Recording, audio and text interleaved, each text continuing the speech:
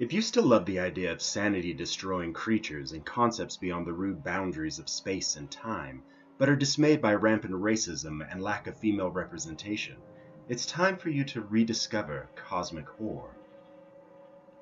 While not the originator of the genre, H.P. Lovecraft is its best-known author, and arguably has had the largest impact on its development and success. Writing in the 1920s, his stories of weird fiction were a response to a growing understanding of science and a creeping suspicion to how insignificant the human race was on the cosmic scale. Unfortunately, as an Anglophile and racist, his stories often also depicted more homegrown horrors, such as his attitudes towards immigrants and the poor use of female characters. As an example of both of these concepts, he did invent an eldritch entity often characterized as female, called Shub-Niggurath, the black goat of the woods with 1,000 young. It does not take a huge leap of the imagination to see why this is deeply problematic on multiple levels. While H.P. Lovecraft's influence on literature cannot and should not be ignored, for many his less than progressive elements and attitudes are off-putting. Luckily, there is a new movement within cosmic horror that looks to fix this, and actually use the faults of Lovecraft to make the genre better. And I'm not talking about better as in more politically correct or progressive, I mean better at telling the stories cosmic horror is aimed at.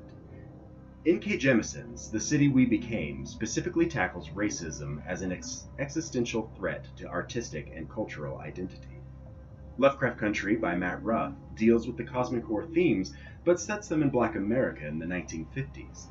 The Dream Quest of Velvet Bow by Keith Johnson reimagines a classic Lovecraft story with a female protagonist, and Victor LaBelle's Ballad of Black Tom revisits Lovecraft's The Horrid Red Hook with the aim of retelling the story from the immigrant's point of view.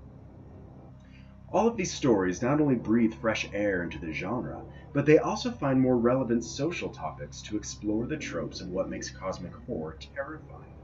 Racism, depicted as an external threat in Lovecraft stories, now is a profoundly personal look at a terrifying otherness living within humanity. The inclusion of women's stories and characters not only opens up new facets to explore, but makes the genre more relatable to literally the other half of the planet.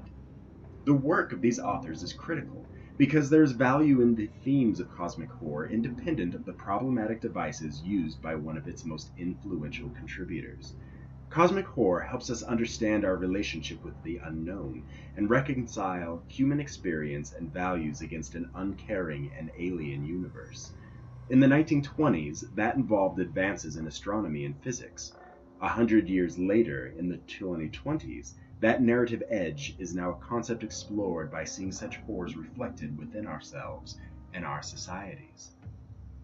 In subverting the problematic themes in Lovecraft's work, these new authors are providing a solution to the genre that is cathartic versus dismissive, and opens up new ways in which literature can resonate with the human condition.